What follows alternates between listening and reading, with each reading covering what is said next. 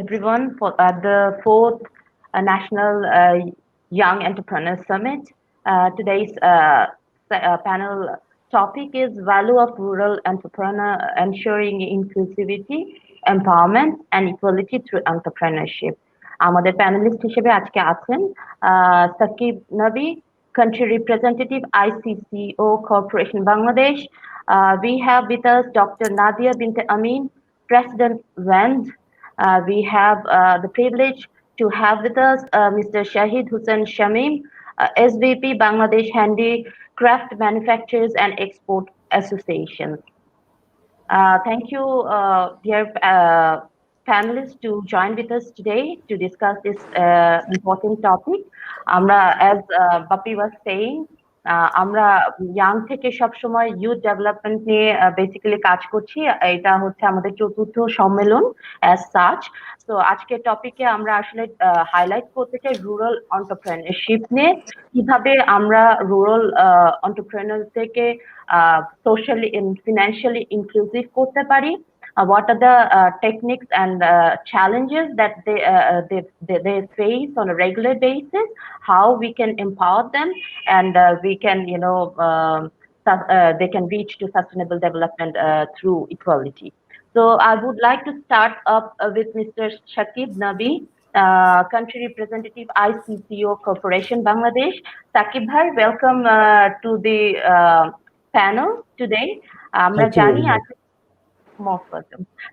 ICCO আসলে কাজ করছে for the developing inclusive market strategies and system, and then value chain development নিয়ে কিছু কাজ করছেন আপনারা, আবার business incubation এ ফোকাস করছেন, at the same time পলিসিগত অ্যাডভোকেসিও করে আসছেন। তো এক্ষেত্রে রুরাল এন্টারপ্রেনারশিপের যে চ্যালেঞ্জেস গুলো আমরা জানি যে they have lack of access to the funding, and then they face challenges for inadequate knowledge and infrastructural deficiencies. At the same time, lack of policy advice, and also lack of market research and other issues. So ekhetre how ICCO is trying to address these challenges that rural entrepreneurs face on a regular basis. We would like to have a brief discussion on that. আপনাকে ধন্যবাদ দিতে চাই আমি আমাকে for giving me the opportunity. ICCO Corporation is a Dutch NGO working in Bangladesh since last 45 years, and our work mainly focuses on the livelihoods, market, skill and enterprise promotion. Jodi boli ki livelihoods, most of our work even around livelihoods, skills and enterprise is related with farmers and agri-produce over here. सबसे बड़ो component जो था कि our program में कि how do we engage with youth in our different programs, and we provide end-to-end solution in terms of agriculture and farming. Like ICCO Corporation focuses with the farmers on the agriculture production side, and then we try to ensure that the produce, either processed, semi-processed or in that stage, is able to cater to the market in Bangladesh in different cities. So তার জন্য যে major focus থাকে আমাকে কি identify করা খুব important জিনিস কি who are the people who has the capacity to or the knack যে বলা যায় কিভাবে তার knack আছে কি who can become an entrepreneur. So we try to identify those youths first, and then we look at the capacities and see what are the different gaps in their capacity in order to ensure that they become an entrepreneur. Apart from that, there is an agency called True Value, and True Value provides them business development services as well as impact investment equity funding also. Right now we work across Bangladesh, and our focus has been like to ensure that the youth are also a part of it. So what is the challenge? The biggest challenge we see in Bangladesh is that Bangladesh is a country which has an agrarian economy, meaning 70% of our workforce in the rural areas are dependent on agriculture. But I feel it's also one of the most populated countries in the world. So the pressure on agriculture is increasing day by day, and because of that, the land holding size of the farmers are becoming smaller. And the moment the land holding site becomes smaller, it is unsustainable for commercial agriculture. Maybe the farmers are able to produce for themselves, but again, uh, creating enough produce so that they are linked to the market is one of the challenges which the farmers are facing. And what we see that the young generations, the new generations, doesn't have much scope to get engaged in agriculture. I also see that even if they're engaged in agriculture, it's not sustainable. They are not going to earn enough revenues. So what do we do with this population, which is young, which is energetic, which has different sets of skills? So we are trying to focus that whether they can become an intermediary between the farmers and the market. Jodi, farmers are producing the produce, and what is needed is that these produce should be reaching the market in Dhaka, other cities. So whether these youths can set up an enterprise focusing on them and connect the farmers to the market. For that, we provide them the loan, for provide them the business development services, and we provide them the access to market also. And one of the major components of providing them the access to market is around digital technology. That's it what we do at the moment, and I'm happy to take more questions or more, ideas from you. Thank you very much.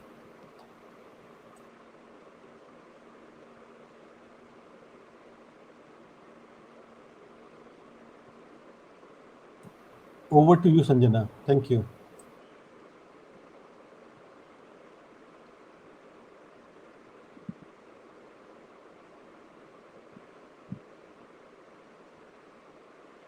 Nadia Pa, is Sanjana online?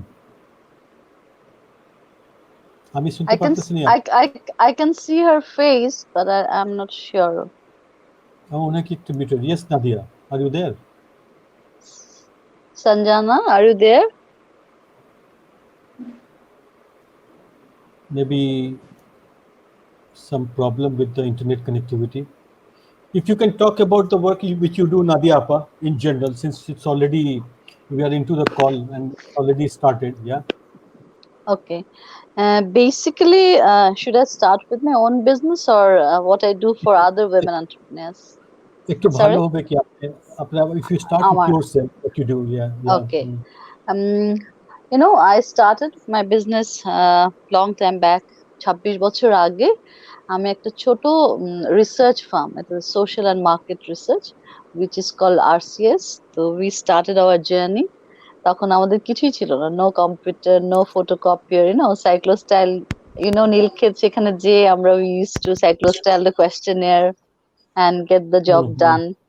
And ভাড়া করে একটা computer 10,000 টাকা দিয়ে we started our journey. I feel so happy and proud to say all this story because entrepreneurship যে একটা খুব মাইন্ডসেটটাকে তৈরি করতে হবে, অনেক পারসিভিয়ারেন্স, রেজিলিয়েন্স, যে মানে আমরা কথায় কথায় বলি যে উদ্যোক্তা হব, কিন্তু এটার জন্য একটা মাইন্ডসেট তৈরি করতে হবে। সেই জন্য আমি এই গল্পটা সবাইকে বলি যে এটা অনেক ধৈর্যের একটা ইস্যু।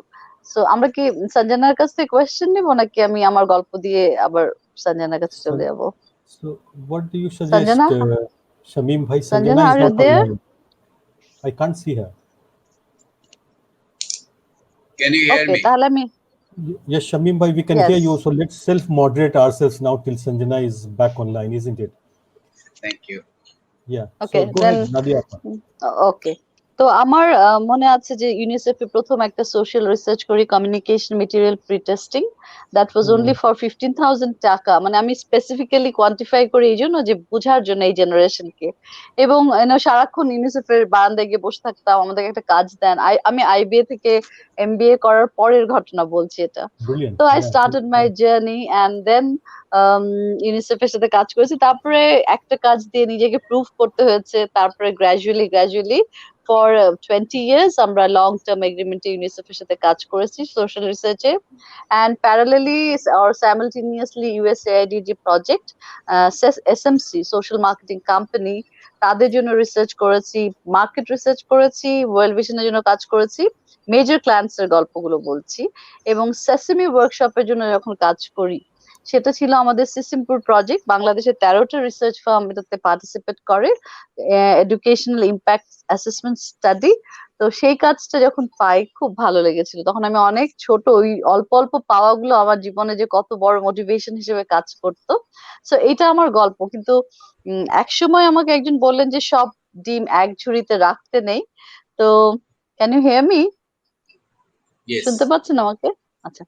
তো জি, সেই শুনতে পাচ্ছি। প্রেক্ষিতে সব ডিম এক ঝুড়িতে রাখতে নেই, সেই পার্সপেক্টিভে আমি ডাইভার্সিফিকেশনে যাই।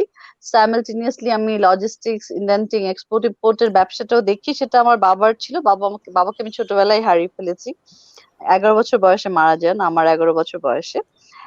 হি ওয়াজ আ মানে বর্ন বিজনেসম্যান। তারপরে যেটা হয় যে আমি আবার গ্রাজুয়ালি একটা ইন্স্যুরেন্স কোম্পানির স্পন্সর ডিরেক্টর হিসেবেও কাজ করি। তারপরে আমার মনে হলো যখন আমি এমফিল এন্ড পিএইচডি করছিলাম আইবিএ থেকে, তখন আমাকে এমফিল ছিল আমার background analysis of women entrepreneurs in Bangladesh. সেই প্রেক্ষিতে আমি বাংলাদেশের নারী উদ্যোক্তাদের নিয়ে কাজ করছিলাম। পরবর্তী পর্যায়ে আমি পিএইচডি করেছি ক্রস কান্ট্রি উইমেন এন্টারপ্রেনার্স। তখন আমাকে বাংলাদেশ, পাকিস্তান, ইন্ডিয়ার সাথে কাজ করতে হয় প্রাইমারি ডেটা কালেকশনের জন্য।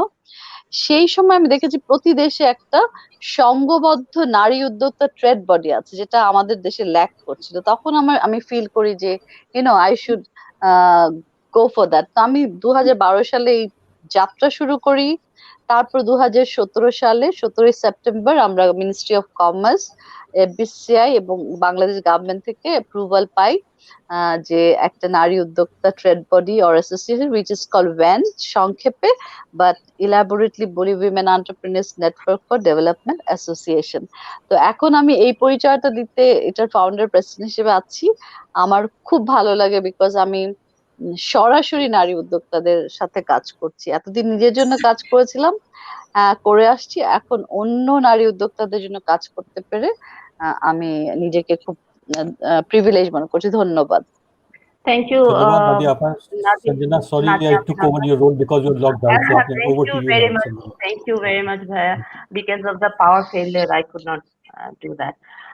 এর মধ্যে বোধহয় আমরা আহ, আরেকজন প্যানেলিস্টকে পেয়ে গেছি, শাহিদ হোসেন শামীম ভাই। শামীম ভাই, ইফ আপনি কাজ করছেন বাংলা ক্রাফটের সাথে, তো Bangla craft, how Bangla craft is facilitating the rural entrepreneurs, basically handicraft নিয়ে যারা কাজ করছেন। আর আমরা জানি যে বাংলাদেশে ওপেন ইকোনমির জন্য, বিকজ অফ ওপেন ইকোনমি, বাংলাদেশের যে ফিনিশ গুড গুলো আছে সেটা গ্লোবালি আসলে শোকেসিং এর জায়গাটা খুব কম। ইভেন লোকাল মার্কেটেও because of the lack of resources, the prices, pricing of the produced or finished goods are very quite high. তো এক্ষেত্রে how Bangla craft is playing a pivotal role over there, কিভাবে connect করছে producers থেকে শুরু করে traders and manufacturers and exporters, একটু যদি আপনি আমাদেরকে আলোকপাত করেন এই বিষয়টা নিয়ে। থ্যাংক ইউ সঞ্জনা, আপনাদের সবাইকে ধন্যবাদ। নাদিয়া আপার কথা শুনে ভালো লাগছিল, কারণ আমার কর্মজীবন শুরু হয়েছিল কিন্তু আইবিএ থেকে। ডক্টর আলিমুল্লাহ মিয়ান স্যারের আন্ডারে কাজ করছিলাম। যাই হোক, এটা একটা বড় অন্য এক্সপেরিয়েন্স, রিয়েলি ইন্টারেস্টিং। বাট আমি যেটা বলতে চাই, সঞ্জনার প্রশ্ন থেকে আসলে কথায় চলে আসি, সেটা হচ্ছে যে বাংলা ক্রাফট হচ্ছে বাংলাদেশ মানে handicraft manufacturers and exporters association. এবং আমাদের বেশিরভাগ যারা কারুশিল্পী সবাই গ্রামেই থাকে, মানে শহর ভিত্তিক কাজ নেই, কারণ র মেটেরিয়ালও গ্রামে।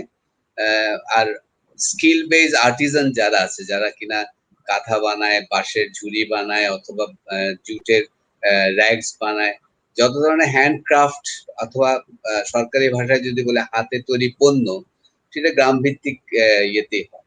তো এর মধ্যে আমাদের প্রায় বাংলা ক্রাফটের প্রায় 450 জন আমাদের মেম্বার, প্রায় 95 জন আমাদের 95টা অর্গানাইজেশন তারা এক্সপোর্ট করে, আর বাকিগুলো সব লোকাল বেসড। ফলে লোকালি যারা আমাদের এখানে যতগুলো বুটিক আপনি দেখেন, যতগুলো অর্গানাইজেশন বাংলাদেশে হ্যান্ডক্রাফট নিয়ে কাজ করছে, তারা বাংলা ক্রাফটের মেম্বার। আমাদের যে ইনক্লুসিভিটির কথাটা এসছে, আমরা কিন্তু গ্রাম ভিত্তিক কাজের মধ্যেও একটা রেখেছি, যেটা ধরেন বাবা মায়ের সাথে সন্তানরাও কাজের সাথে সম্পৃক্ত। এটা নয় যে তারা শিশু শ্রম দিচ্ছে, বাট এটা পরিবার ভিত্তিক একটা, যেটা বলে কটেজ বেসড ইন্ডাস্ট্রি যদি বলি। আমার বাবা, নাদিয়া আপার কথা শুনে আমার খুব বিয়ে লাগছিল যে উনি ওনার বাবার উত্তরাধিকার নিয়ে আসছেন। আমার বাবাও কিন্তু east Pakistan small and cottage industries কর্পোরেশনের ডিরেক্টর ছিল। তো ফলে আমার জন্ম থেকে আমি বিভিন্ন জেলায় জেলায় কটেজ বেসড ইন্ডাস্ট্রি গুলো দেখেছি। এবং আমার যখন গ্রাজুয়েশন মাস্টার্স কমপ্লিট হলো, প্রথম জব আমার আইবিএ তে এনিওয়ে, তারপর আমি যেখানে শিফট করি সেটা ছিল হ্যান্ডক্রাফট, স্পেশালি হ্যান্ডলুম। আমার অর্গানাইজেশন নাম প্রবর্তনা। তো আমরা হ্যান্ডলুমের উপরে নজরটা দেই। আর আমি যখন প্রথমে যখন ব্যবসা করব বলি, আমার বাসায় সবাই খুব প্যানিক হয়ে গেছিল, কারণ বিজনেস মানে ভালো না, মানে এটা নেগেটিভ একটা পারসেপশন আছে, ব্যবসা মানে ভালো না। তখন আমার মা বিশেষ করে বলতেন যে ব্যবসা করবে এটা একটা কেমন, আমি ভালো করে যদি মানুষজনকে সম্পৃক্ত করে গ্রামে গিয়ে যদি কাজ করা যায় তো করা তো যায়। এবং 1987 সালে প্রথম জাতীয় ক্ষুদ্র কুটির শিল্প মেলা হয়েছিল ঢাকায় আগারগাঁওয়ে। তখন আমরা একটা স্টল দিয়েছিলাম, তখন প্রবর্তনা হয়নি। তখন থেকে আমাদের যাত্রাটা শুরু, 4টা-5টা শাড়ি এনে এনে ফেরিওয়ালার মতো করে বিক্রি করা। আমার যেটা মূল মানে আমি এই নাদিয়া আপার কথা শুনে আরো অনেক কথা বলতে ইচ্ছে করছে, কিন্তু যেটা মূল আমি বলবো যে ক্যাচ, সেটা হচ্ছে যত বেশি ইনক্লুসিভিটি তত বেশি আপনার এক্সপানশন, তত বেশি আপনি লোককে সম্পৃক্ত করতে পারছেন। আমার অভিজ্ঞতা আমি যে দেখেছি যে আমি ইয়াংদেরকে সম্পৃক্ত করেছি, সিনিয়রদের সাথে ইয়াংদেরকে সম্পৃক্ত করেছি, আবার মাঝামাঝি বয়সের সাথে বাচ্চাদের সম্পৃক্ত করেছি, স্কুলের সাথে সম্পৃক্ত করেছি। কারণ কারুশিল্প এমন একটা জিনিস যেটা ইনটেনজিবল কালচার, যেটা ইনটেনজিবল কালচার হেরিটেজ যদি বলি অথবা ট্রেডিশন যদি বলি, সেই ট্রেডিশনের একটা অংশ। কারণ তারা পারিবারিক ভাবেই তারা ধারাবাহিক ভাবে ওই জিনিসটা শিখে আসে। যেমন তাঁতিরা যদি বলেন, তাঁত শিল্প ওইভাবে এসছে, স্বর্ণকাররা ওইভাবে এসছে, রূপকাররা এইভাবে আসছে, কামার কুমার যারা যারা আছে প্রত্যেকে কিন্তু তারা ধারাবাহিক ভাবে পরিবার থেকে এটা শিখে আসে। কারণ কলেজ অথবা ইউনিভার্সিটি অফ ফাইন আর্টস থেকে যে কারুশিল্পীরা আসে তারা কিন্তু এক ধরনের কারুশিল্পী, কিন্তু যারা পরিবার কটেজ বেস ইন্ডাস্ট্রি থেকে কারুশিল্পী যারা আসে তারা আরেক ধরনের কারুশিল্পী, যারা কিনা আমাদের স্পেশালি আমি বলবো এক্সপোর্টের ক্ষেত্রে তাদেরকে আমাদের বেশি প্রয়োজন। কিন্তু একই সাথে ডিজাইনার লাগে, তারা ডিজাইন ইনপুটটা দেয়, কালার প্রেডিকশন গুলো দেয়, ইউরোপের কি আমেরিকার কি সাইজ মোটিভ ইত্যাদি গুলো নিয়ে করে। তা আমাদের মূল যে ইয়েটা আমি বলবো যে কারুশিল্পের দিক থেকে গ্রাম ছাড়া আমাদের কোনো উপায় নেই। আর এখন গ্রাম আর গ্রাম নেই, অনেক উপজেলায় আপনি যদি যান দেখবেন সেই উপজেলাগুলো প্রায় শহরের মতো দেখতে, অনেক কিছু শহরের মতো। মেইন চ্যালেঞ্জটা আমরা এখন ফেস করি সেটা হলো যে আমাদের কারুশিল্পীদের সন্তানরা অথবা কারুশিল্পীদের বাবা মারা প্যারেন্টসরা ওদেরকে চায় না ওরা শিল্পে আসুক। ওরা আমাদেরকে বলে আচ্ছা ওনাকে একটা চাকরি, আমার ছেলেটাকে একটা চাকরি দিয়ে দেন, তাহলে চাকরি দিয়ে কি করবে সে? যে স্কিল তার কাছে আছে সেটা কেউ শিখতে পারবে? কাজে ও শিক্ষিত হয়েছে সেটা ফ্যান্টাস্টিক, কিন্তু সেটাকে সে আরেকটা জায়গায় নিয়ে যেতে পারে। আমার মূল কর্মক্ষেত্র টাঙ্গাইলে পাঁচশাইল এলাকায়। আমি একটা ট্যুর অপারেট করি যেটাকে বলি টেক্সটাইল ট্যুর, অথবা বাংলায় যদি মানে ইংরেজিতে আমরা বলি মিট দ্য পিপল ট্যুর। সে ট্যুরিজমের একটা মূল উদ্দেশ্য হচ্ছে ইয়াংদেরকে কারুশিল্পীদের সাথে সম্পৃক্ত করা এবং তাদেরকে দেখানো যে তারা কিভাবে কাজটা করে। তা আমি এখানে একটু থামছি, আপনার যদি প্রশ্ন থাকে বলবো, কারণ মাঝখানে আমি একটু ডিসকানেক্টেড ছিলাম because of current. Thank you. আমাদেরও একই। Thank you very much Shahid Hossain ভাই। আমি যদি আবার একটু নাদিয়া বিনতে আমিন আপার কাছে ফিরত যাই, আমি আপা আপনার কনভারসেশনের শুরুটুকু আমি মিস করেছি, সো আই রিগ্রেট দ্যাট, আমি পরে রেকর্ডিংটা দেখে নিব।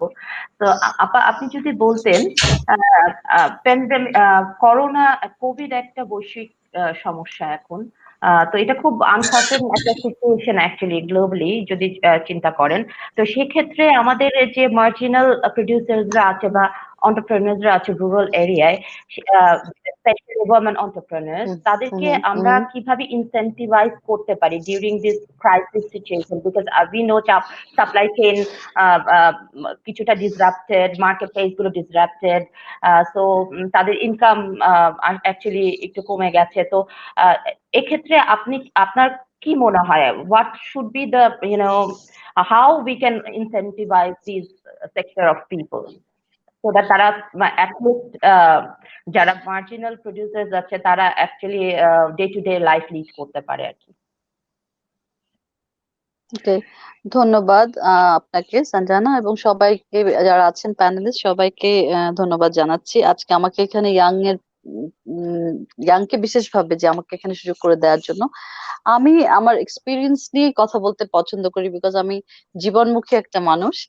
সো যেটা হয় যে আমার ক্ষেত্রে আমি দেখেছি যে যখন অ্যাসোসিয়েশন বা ট্রেড বডি বা যে কোনো নারী উদ্যোক্তা সংগঠন হয়, আমার এক্সপিরিয়েন্সে দেখেছি আমরা খালি আলোচনা করি, চা খাই, গল্প করে চলে আসি। বাট আমি তখন থেকে ভেবেছিলাম যে না, আমি যাদের জন্য কাজ করব, এই যে মার্জিনাল লোক, মিডল ক্লাস, লোয়ার, এই শব্দগুলো আমার যদিও তেমন ভাবে আমি ক্যাটাগরাইজ করতে চাই না, বা আমি যদি বলি যে একটু লেস প্রিভিলেজ যারা, তাদেরকে নিয়ে আমরা কাজ করব, তো সেই প্রেক্ষিতে আমাদের সংগঠনটা। তো আমাদের শুধু ঢাকায় ধরেন নিয়ার অ্যাবাউট 200 জন সদস্য, কিন্তু ঢাকার বাইরে আমাদের 550, মোট 750 সদস্য। তো আমরা একটা স্টাডি করেছিলাম ডিউরিং শুরুর দিকে, প্যান্ডামিকের শুরুর দিকে, মার্চ এপ্রিলের দিকে, যে লসের পরিমাণটা আমরা স্টাডি করেছিলাম সিম্পল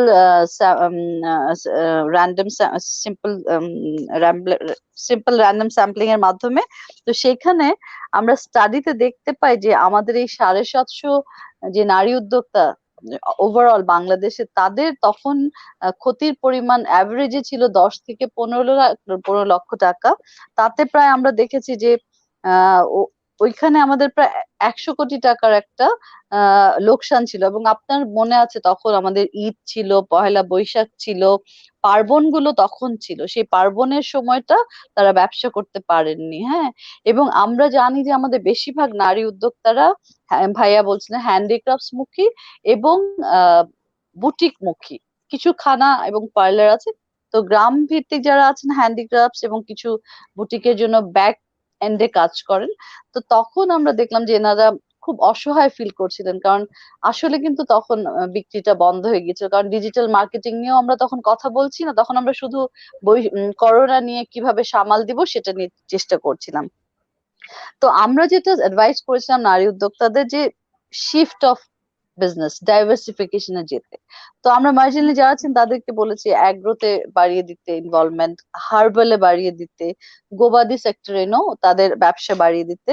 তাতে করে তারা কিছুটা ডাইভার্সিফিকেশন করে কিছু সাস্টেনেবিলিটি করেছে, এবং তারা কিন্তু একটা হুমকির মুখে পড়েছে। আমরা ইনসেন্টিভের গল্পটাতে একটু পরে আসি। যেটা আমি দেখেছি যে যখন ডিজিটাল মার্কেটিং এর মধ্যে দিয়ে তাদেরকে আমরা যখন বললাম যে প্রমোট করতে, দেখলাম যে এখানে ওরা ল্যাক করে। তারা তাদের যে product photography, product promotion, product distribution channel use, এগুলো যে একটা ডিজিটাল লিটারেসি যেটা বা ই কমার্স লিটারেসি বলছি, এটা আসলে আমাদের গ্রামে বসে এই লিটারেসিতে না থাকার কারণে তারা এই সুবিধাটা ভোগ করতে পারছে না, যার কারণে তারা তাদের প্রোডাক্ট গুলো সামনে নিয়ে আসতে পারছিল না, এবং আমরাও যথাযথ ভাবে তাদেরকে সাপোর্ট প্রোভাইড করতে পারছিলাম না। এটা গেল একটা। আরেকটা ছিল যে আমরা যে মোবাইল ব্যাংকিং, বিকাশ, এই সিস্টেমগুলোতে পেমেন্ট স্ট্রাকচার, রিপেমেন্ট স্ট্রাকচারের যে ইস্যুগুলো, এগুলো তাদেরকে লিটারেট করে তুলতে পারছিলাম। সো এই পুরো এই জিনিসটা আসলে একটা প্যাকেজ। সো আমাদের আরো তাদেরকে এডুকেট করতে হবে, বিকজ আমরা জানি, ভাইয়াই বলছেন যে পুরো ইকোনমি এসএমই ছাড়া চলতে পারে না, বুঝেছেন। আমাদের নারী উদ্যোক্তা কিন্তু প্রায় 7.8 মিলিয়ন, এবং আমরা জানি যে আমাদের জিডিপি গ্রোথের 40 to 50% হচ্ছে কন্ট্রিবিউশন এসএমই সেক্টরে, এবং সেই এসএমই সেক্টরে ইউ উডন্ট বিলিভ যে 60% হচ্ছে নারী উদ্যোক্তা।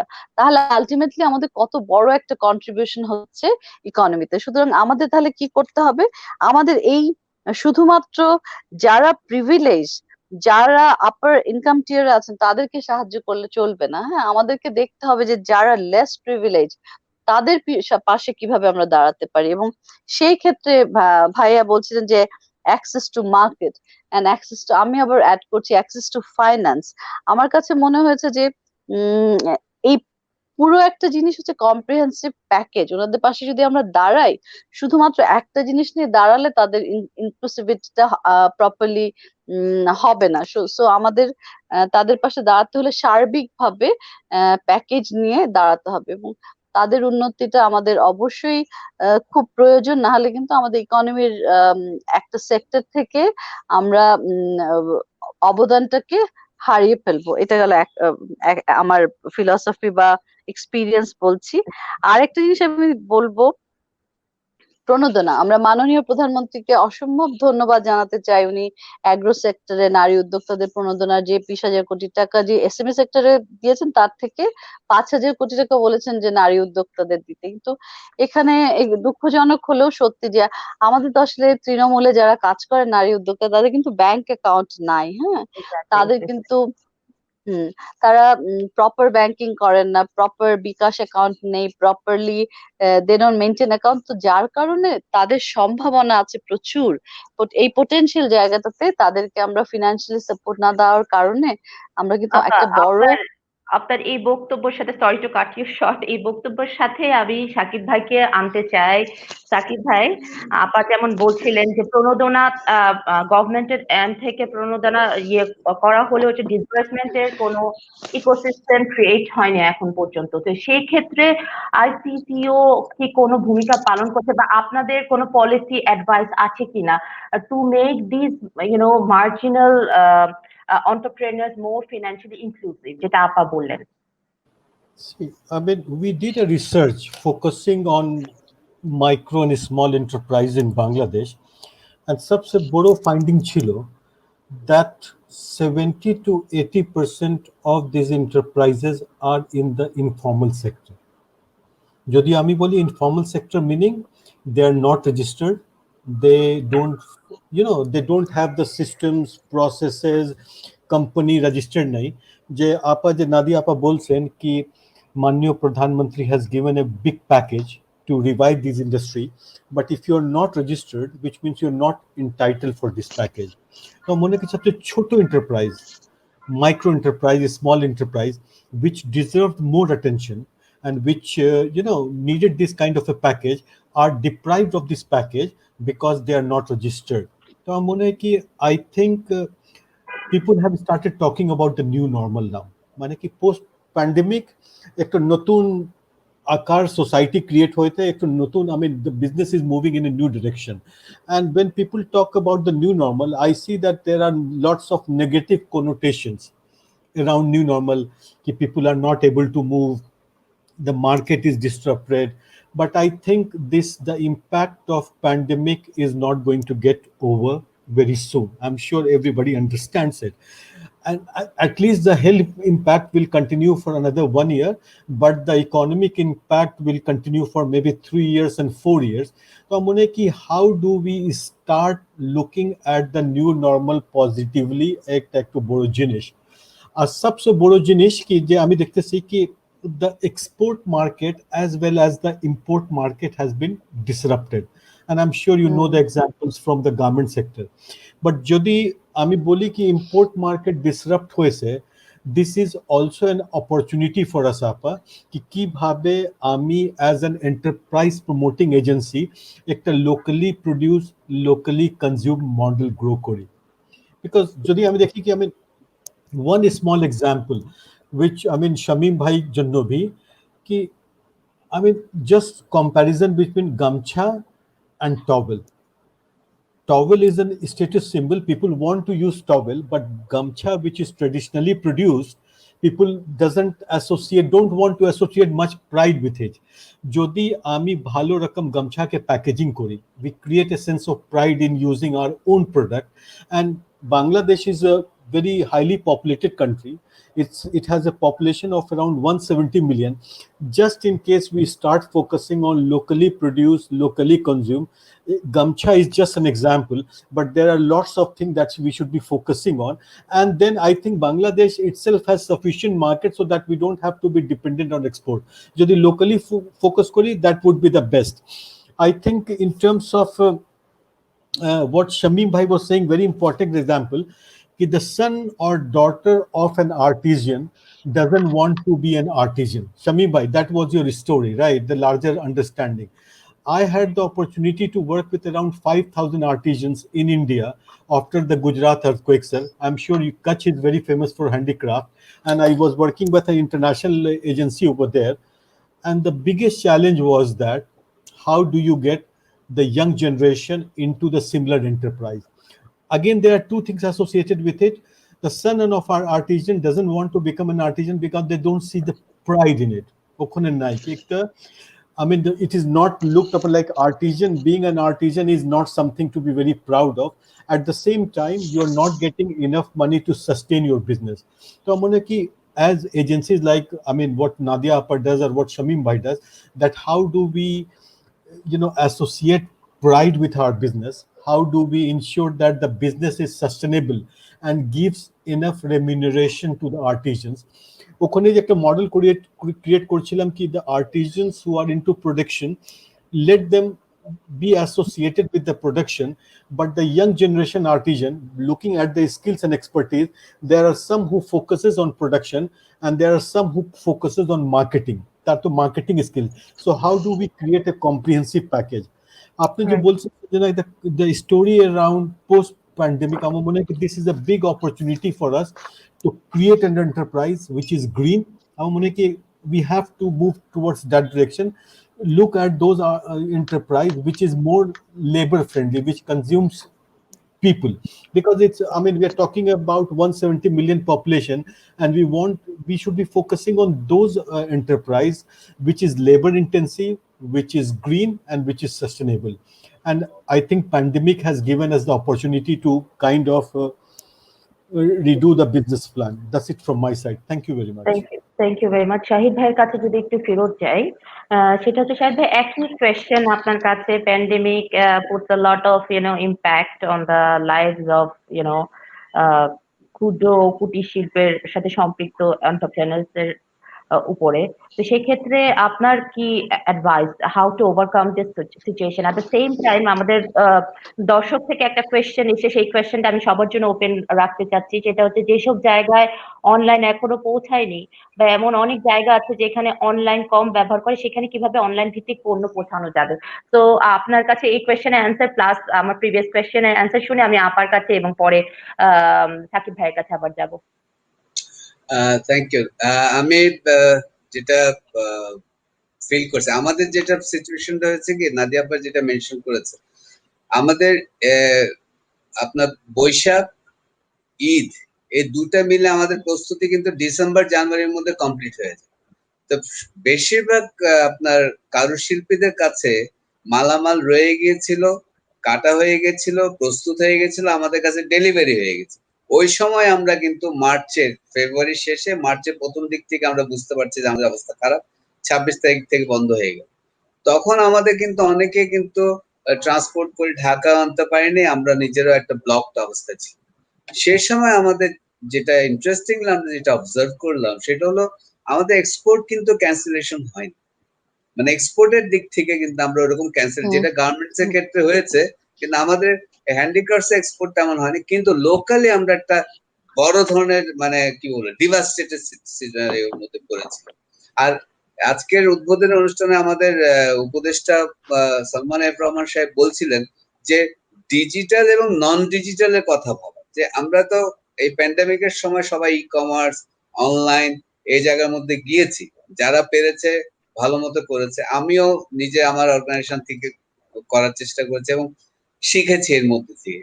কিন্তু যারা ডিজিটাল ব্যাপারটার সাথে সম্পৃক্ত থেকেও কিন্তু ঠিক মতো ব্যবহার করতে পারে নাই, তাদের কিন্তু বেশ কষ্ট হয়েছে। এটা কিন্তু সলিউশনটা ঠিক মতো আমরা কিন্তু এখনো আনতে পারিনি। নন ডিজিটাল সিচুয়েশনে আমরা কি করতে পারি?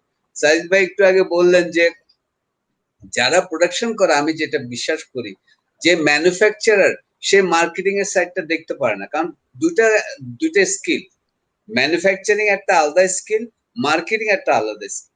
আমার যেমন পাঁচশাইলে আমাদের তাঁতিদের একজন নেতা আমাকে ফোন করে বললো, ভাই আমরা কি করব, আমরা তো অনলাইন তো সেল করতে পারছি না, আমাদের মাল তো আপনাদের এখানে চলে যায়, কিন্তু এখন আমাদের গুদামে মাল পড়ে আছে। তখন আমি একটা প্ল্যান করলাম, ওদেরকে নিয়ে একটা টিম করলাম, ইয়াং ছেলে মেয়েদেরকে নিয়ে, স্পেশালি যারা কিনা এই ডিজিটাল ব্যাপারটা, অনলাইন ব্যাপারটা ভালো বুঝে, তাদেরকে দিয়ে একটা টিম করলাম যে তোমরা ছবি তুলবা, একটা আপলোড করবা, আর এর আর শুধু প্রোডাকশন থাকবে, আর প্রোডাক্ট প্রসেসের 30 সেকেন্ড তো 45 সেকেন্ড করে একটা করে আপলোড তোমরা দিবে। ফলে ইয়াংদের মধ্যে একটা প্রণোদনা আসছিল যে না, আমরা এইভাবে কাজটা করতে পারি। কিন্তু তারপরেও আমি মনে করি এখানে প্রশিক্ষণের ব্যাপার আছে। আলটিমেটলি সিচুয়েশন আমি বলবো যে নিউ নর্মাল না, আমি বলতে চাই নিউ ফরওয়ার্ড এর দিকে আমরা যাচ্ছি। আসলে এটা একটা নতুন ফরওয়ার্ড এর মধ্যে যদি না ভাবি, তাহলে কিন্তু সিচুয়েশন আমরা ডিল করতে পারবো না। কারণ আমরা যা দেখছি, আমাদের হাতে কিন্তু প্রচুর মাল এখন স্টক রয়ে গেছে, আগামী ঈদে কিন্তু এই মালগুলো বিক্রি হবে না। ইতিমধ্যে আমরা কি করি, এটা একটা চ্যালেঞ্জ। আরেকটা হলো যে আগামী ঈদেও তো কি হবে, নিশ্চয়ই এবারের থেকে অত খারাপ হবে না, তারপরেও মানুষের ক্রয় ক্ষমতা সবকিছু মিলে কিন্তু আমাদের ডিজাইন প্ল্যানিংটা কিন্তু চেঞ্জ হয়ে গেছে। এখন যেমন ধরেন আমরা যখন কাপড় বিক্রি করতে যাচ্ছি, তখন কাস্টমাররাই আমাদের মেসেজ করে বলছে যে ঘরে থাকার কারণে আমার সাইজ পাল্টে গেছে, আমার কি এল লাগবে না এক্সেল লাগবে। মানে এটা কিন্তু এটা রিয়েল সিচুয়েশন। সে বলছে আগে আমি কিন্তু মিডিয়াম পড়তাম, এখন কি আমার এল এ লাগবে, তখন তাকে আবার জিজ্ঞেস করতে হয়েছে ভাই আপনার হাইট কত, আপনার ওজন কত, দেন আমরা তাকে বলেছি যে হয়তো আপনার এল লাগবে অথবা এক্সেল লাগবে।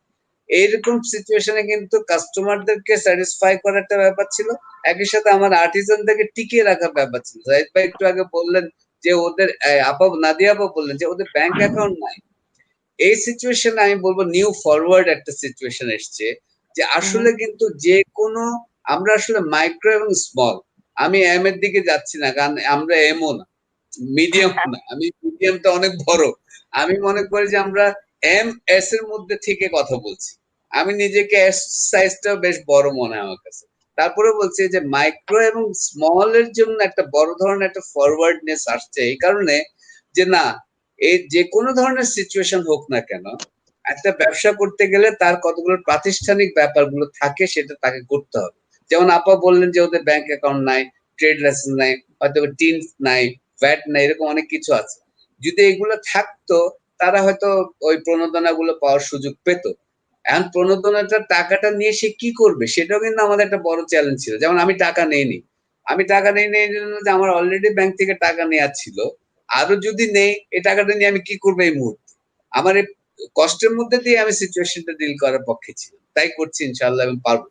কিন্তু কথা হচ্ছে এই ফরওয়ার্ড সিচুয়েশন আমি মনে করি যেটা ভুল বুঝবেন না, কিন্তু আমি বলতে চাই যে ফরওয়ার্ড সিচুয়েশনে এই স্মল যারা আছে অথবা স্মল এর মাইক্রো যারা আছে, তাদের এখন চিন্তা করার সুযোগ আসছে যে না, আমরা একটা ফর্মালিটিস এর মধ্যে, একটা ফর্মাল বিজনেস স্ট্রাকচারের মধ্যে থাকলে আমরা অনেক সুযোগ সুবিধা এভেল করতে পারি, এবং সেক্ষেত্রে আমরা দরকার হলে ট্যাক্স দিব, ভ্যাট দিব, যা করা সবই দিব, এবং সেক্ষেত্রে আমার যা পাওনা প্রাপ্য সেটা গভর্নমেন্ট আমাকে দেবে।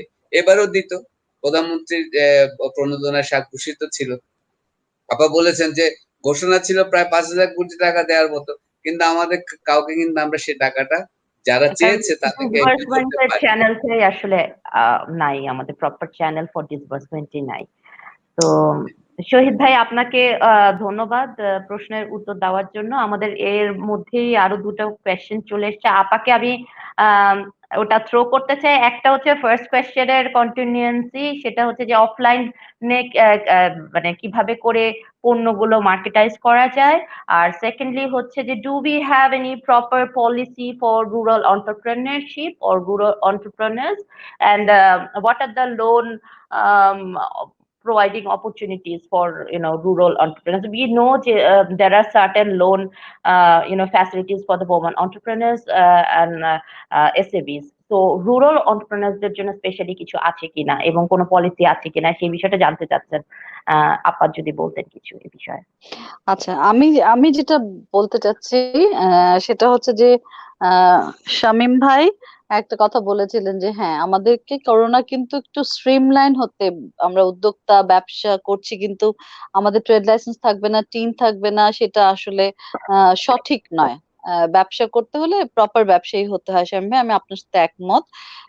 এবং সেই সূত্র ধরে আমি বলতে চাই যে ব্যাংকও কেন আমাদের যাদের কাছে কোনো আহ, নিশ্চিত কোনো পেপারস নাই, ডকুমেন্টেশনস নাই, তাদেরকে লোন দিবে? সেটা অবশ্যই একটা ব্যাংকের যে যার ক্ষেত্র থেকে তার নিশ্চয়তা চাইবে। সুতরাং সেক্ষেত্রে ব্যাংকের দিকটা যদি আমরা কনসিডার করি, হয়তো ব্যাংক সঠিক। কিন্তু আমার কথা হচ্ছে যে আমাদের এই নারী উদ্যোক্তাদের পাশে আমাদেরই তো দাঁড়াতে হবে। এবং যে দুটো প্রশ্ন আমি বলবো, একটা অফলাইন আর একটা পলিসি নিয়ে।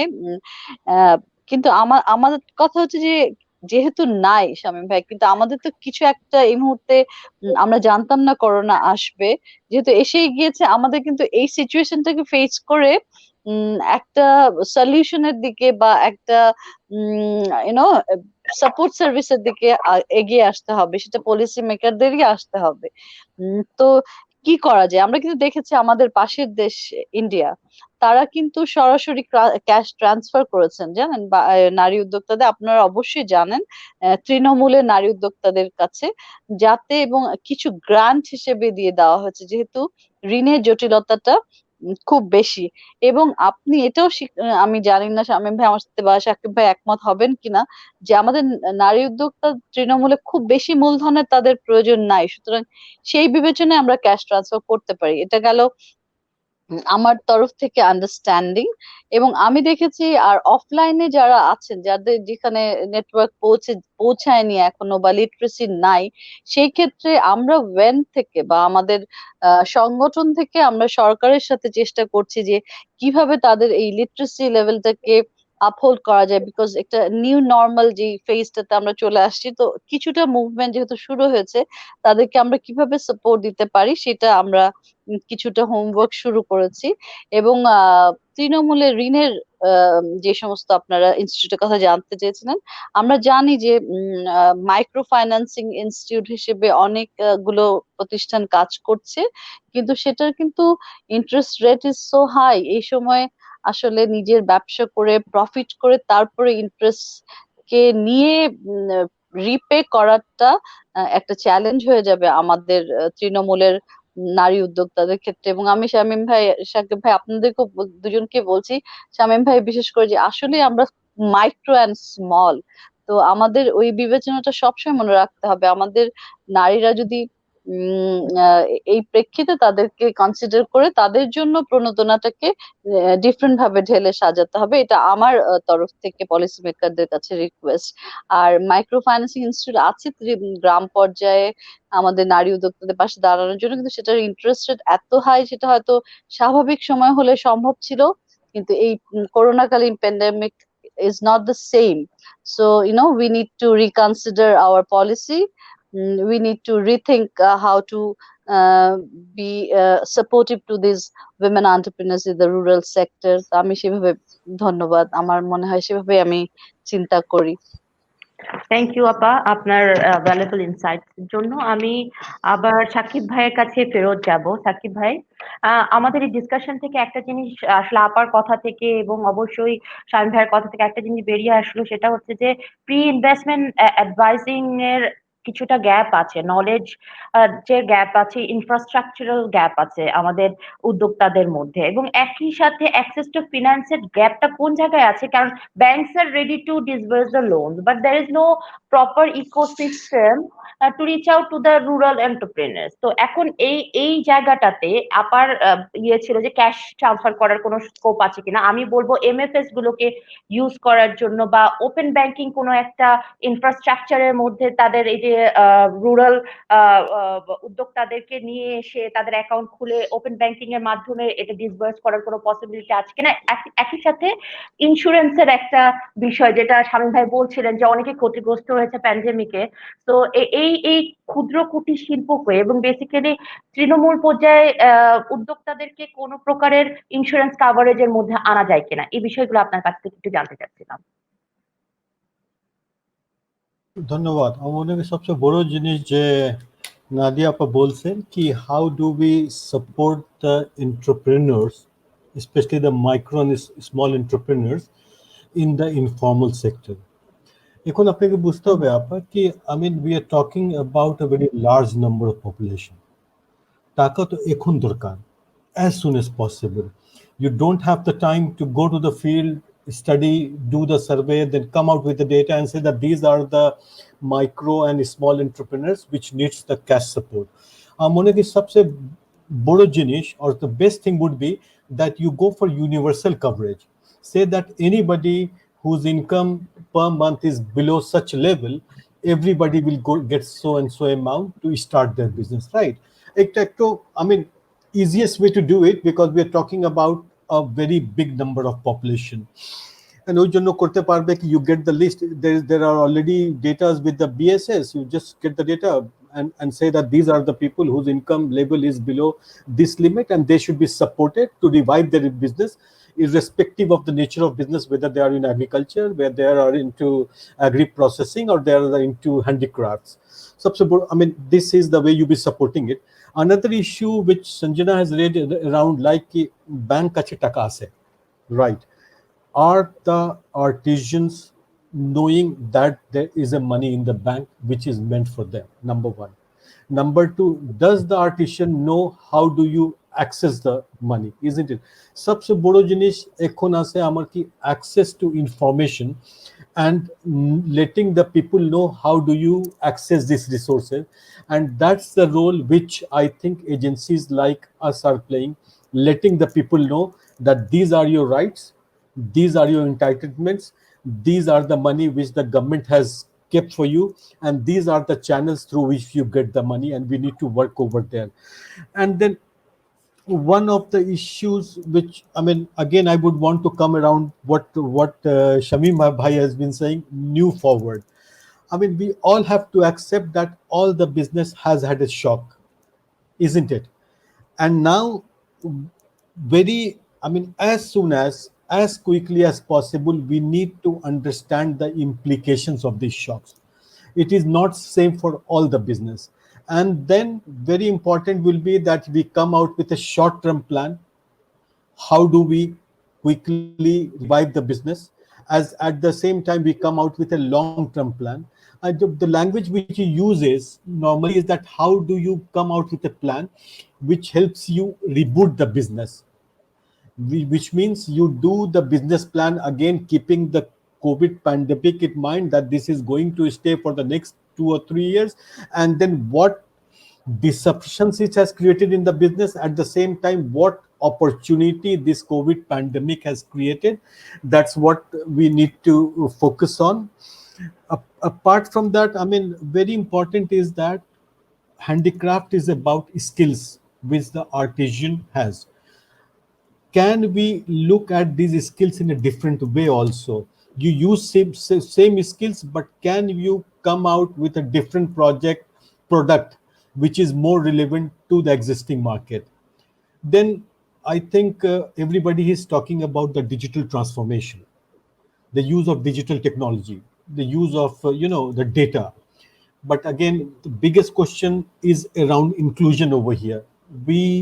I was going through a study which says that in terms of mobile accessibility, in terms of making a call, 80% of the people in the rural areas have access to mobile, they can make a call.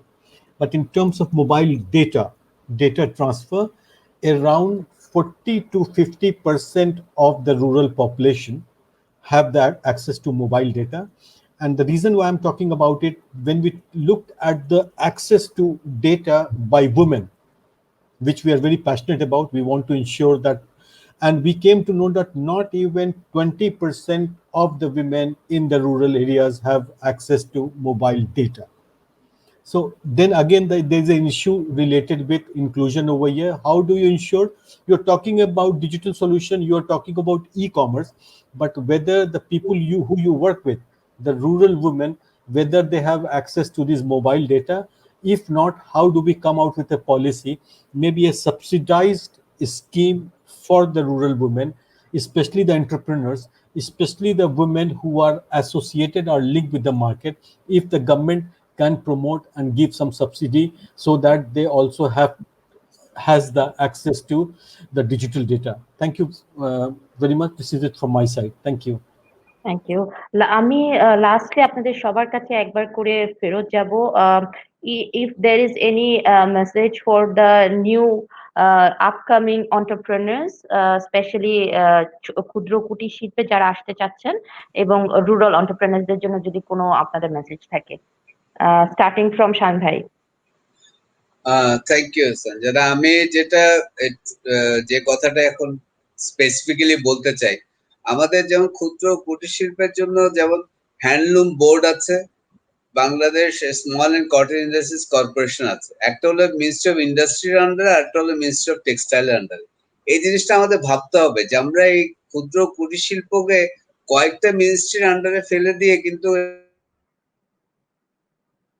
নৌবায়, এটা একটা situation. এটাকে একটা জায়গায় এনে আমরা ওদেরকে চিহ্নিত করতে পারি কিনা, এবং একই সাথে যে একটা যে কোনো স্মল যে কোনো সাইজেরই ব্যবসা হোক না কেন, ওই আপা যেটা বললেন যে ওদের জন্য 5,000 টাকা দিলেও কিন্তু আমাদের 50 লাখ টাকার মতোই একটা ব্যাপার, ওদের জন্য একটা বিশাল একটা টাকা। আমরা যদি ওদেরকে একটা কোন রকম একটা সিস্টেমের মধ্যে নিয়ে আসতে পারি, যেটা এখন আমরা এই সিচুয়েশন কখনই ফেস করি না, এখন আমরা এই সিচুয়েশন থেকে শিখবো যে ওদেরকে একটা ফর্মাল একটা সিস্টেমের মধ্যে নিয়ে আসা যায়। আরেকটা আমি সাকিব ভাইয়ের কথা যেটা বলতে চাই, সেটা বলি গামছা এক্সাম্পল দিয়েছে, হুইচ ইজ রাইট। আপনি গামছার ওয়ালারাও কিন্তু এবার দুর্যোগে পড়েছে, কারণ গামছা বিক্রি হয়নি ভাই। আর গামছা তো প্রত্যেকেই ব্যবহার করে, আমরা হয়তো ব্যবহার করি, আমি করি, কিন্তু আমরা কম করি, কিন্তু রিক্সাওয়ালা থেকে শুরু করে প্রচুর লোক গামছা ব্যবহার করে। সেই গামছাওয়ালারাও কিন্তু এবার এফেক্টেড হয়েছে, কিন্তু তারপর যখনই খোলা শুরু হয়েছে তারা কিছুটা হলে বিক্রি করার সুযোগ পেয়েছে। কিন্তু যেটা আমাদের ফরেন বায়ারদের কাছ থেকে যেটা আমরা পেয়েছি, যেসব নোটিফিকেশন পেয়েছি, তারা বলছে দেখো আমাদের এখানে লোকরা কিন্তু আয় কমে গেছে, তারা এখন নিজের একটা ঘরে থাকছে না অ্যাপার্টমেন্টে, সে হয়তো আরেকজন অ্যাপার্টমেন্টে শেয়ার করবে। এমন প্রোডাক্ট তোমরা ডিজাইন করো যেন ওরা দুইটা ফ্যামিলি একসাথে ব্যবহার করতে পারে। তো ফলে একটা নতুন ধরনের চ্যালেঞ্জ আমাদের কাছে আসছে হ্যান্ডিক্রাফটস এর ক্ষেত্রে, যে বাইরের লোকেরা কিভাবে তাদের প্রোডাক্ট গুলো ব্যবহার করবে, সেটা ডিজাইনিং এর ইস্যু। এবং একই সাথে ভাই সাকিব ভাই যেটা বললেন, বাংলাদেশ আমাদের দেশ একটা বড় বাজার, যেটাতে আমাদেরকে একটু নতুন করে ভাবতে হবে যে আগামীতে আমরা কিভাবে ডিজাইন করছি প্রোডাক্ট গুলো, যেগুলো আমরা লোকালি সেল করতে, কারণ লোকাল মার্কেট হলো সবচেয়ে বেশি সাস্টেইনেবল, যেটা দিয়ে আমরা বাঁচতে পারি। আমি মনে করি আমাদেরকে একটা formal sorry for cutting you short, খুব কম সময় আছে আমাদের। নাদিয়া আপা এবং সাকিব ভাই দুজনের কাছ থেকে লাস্ট যদি কিছু শুনতে চাই, 1 মিনিট দুজনেরই। নাদিয়া আপা, গো হেড। ওকে, আমি জাস্ট একটা এটা অনুরোধ থাকবে পলিসি মেকারদের কাছে, যেটা হচ্ছে যে এই ধরনের আমরা যারা অ্যাসোসিয়েশন আছি বা আমাদেরকে মনিটরিং এ রেখে, অ্যাকাউন্টেবল রেখে, আমাদের মাধ্যমেও কিন্তু আমাদের এই তৃণমূলে যারা নারী উদ্যোক্তা সম্পৃক্ত তাদেরকে ওনারা ক্যাশ ট্রান্সফার করতে পারেন। দ্যাটস অ্যান অপশন, বিকজ ব্যাংকের কাছে কোনোভাবে আমরা নিজেরাই লোন পাচ্ছি না। আমরা দেখছি যে যাদের অনেক টাকা তারাই কিন্তু আলটিমেটলি সিকিউরিটি দিয়ে, কোল্যাটারাল দিয়ে they are getting the loan, because কিন্তু এই লোন তো তাদের জন্য পাওয়ার কথা না। শামীম ভাই, সাকিব ভাই, আপনারাও দেখবেন যে আমি আমার প্র্যাকটিক্যাল এক্সপিরিয়েন্স থেকে বলছি, এবং আমাদের নারীরা যখন গেছে ব্যাংকে, বলেছে ঢাকা শহরে বাড়ি থাকতে হবে যদি লোন চান, তাহলে আপনি বলেন তৃণমূলে আমি ওদেরকে কিভাবে আমি এটা সাহায্যে তাদের পাশে দাঁড়াবো। সুতরাং এটা আমার একটা অবজারভেশন যে অবশ্যই যদি সত্যিকার সদিচ্ছা থাকে আমাদের এই তৃণমূল নারী উদ্যোক্তাদেরকে সহায়তা করা, তাহলে আমাদের এই সমস্ত সংগঠনকে মনিটরিং এ রেখে অ্যাকাউন্টেবল করে তাদের মাধ্যমে করা যেতে পারে তৃণমূল নারীদেরকে সহায়তা। এটা গেল একটা। আরেকটা, সঞ্জনা জানতে চাচ্ছিলেন যে এই ব্যবসায়িক ক্ষেত্রে নারী উদ্যোক্তাদের বা উদ্যোক্তাদের ইয়াং এন্টারপ্রেনার্স যদি কেউ স্টার্ট আপ করতে চায় তাদের জন্য কি আমাদের উপদেশ? আমার একটাই উপদেশ, উদ্যোক্তা হওয়ার স্বপ্নটা খুব সহজ, কিন্তু এই পথটা কিন্তু খুব দুরূহ। এটা কিন্তু রেডি হয়ে আসতে হবে। এবং সাকিব ভাই প্রথমেই বলছিলেন যে ফেইলিয়ার থাকবে এন্ড অল দ্যাট, এবং আপনাকে খুব রিজিলিয়েন্ট পারসিস্টেন্ট হতে হবে যেই আসেন না কেন, সেটা তৃণমূল হোক, আমরা শিক্ষিত অশিক্ষিত যেটাই হোক, উদ্যোক্তা উদ্যোক্তা যদি আমরা প্রফেশন ধরি, আমাকে রেডি হয়ে এখানে আসতে হবে। এটা কিন্তু চ্যালেঞ্জিং পেশা। সো আমি যদি রেডি না হয়ে ঝাঁপিয়ে পড়ি তাহলে কিন্তু আমি উঠে দাঁড়ানোর শক্তিটা পাবো কিনা। সুতরাং যদি নামি, আমি শক্তি নিয়ে নামতে হবে এবং আমাদের উত্থান পতন থাকবে, সেটাকে মেনে নিয়ে আমাকে এগোতে হবে। এটা আমার নতুনদের প্রতি একটা অনুরোধ বা উপদেশ, যেভাবেই বলেন। থ্যাংক ইউ আপা। আর লাস্ট যদি সাকিব ভাইয়ের কাছে একটু শুনতে চাই। Yeah, quickly, I would like to add 2 points. One of the critical elements we are missing in the whole enterprise discourse is the returning migrants. There are 10 million people, Bangladeshi diaspora, working outside Bangladesh, and they are coming back. Number two, there is a huge migration from urban to rural areas. And I was going through a research by IOM, which says that the people who are working in Middle East or Italy or somewhere else, they were either working in the shops or some enterprise or market and labor. So these are the people who understand market very well. These are the people who understand business very well. At the same time, these are the people who have never been engaged with agriculture. They don't understand agriculture. So and they have also come with certain money, some money also. So whether they can be an intermediary between the artisans or between the farmers and the market, what Shamim bhai was saying, that every artisan cannot be the person, an entrepreneur. They are good at producing things, but there needs to be somebody who are able to sell. I think these are the right people who can be incorporated. People working in Dhaka who has gone back, or people coming from Middle East, Dubai, UAE, who has certain skills on market and they have come back and they don't know when they are going to go back. And what we need is their social, economic and psychological reintegration in the society. And this is, I think, one of the packages that when we talk about enterprise, we need to think about returning migrants. Last 10 seconds comment about how do you reboot the enterprise. Our three point is very important. It has to be inclusive, it has to be green, right? Because we're talking about starting the enterprise from new. It has to be labor intensive because Bangladesh has so many hands and people need the job over here. And last but not the least, these enterprise has to be built in such a way that if there is future COVID, these enterprise are not impacted. So I'm talking about resilient enterprise. Thank you very much. Thanks a lot. Thank you Sakib ভাই, নাদিয়া আপা এবং শামীম ভাই। আসলে খুব miss করছি physical কনভারসেশনের বিষয়টা, খুব miss করছি ওয়েবিনারের থ্রুতে আপনাদের সাথে কানেক্টেড হতে হলো। It was very intriguing and insightful discussion. Whatever that suggestions that you have put forward, we have taken a note of it. It will be circulated to the proper authority. আর সবশেষে ধন্যবাদ জানাই Young এর strategic partner ESDP and VIDA কে, Young এর media partner ব্র্যান্ডিলেন কে, and Daily Star এবং সমকালকে। Thank you for connecting with us today. Thank you very much. Thanks to Yang for hosting it. Thank you very much. Thank you, Shamim bhai. Thank you. Thank you, Shamim bhai, Sakib bhai, Sanjana, and Yang. Bye bye. Thank you very much. Thanks to everybody. Thank you.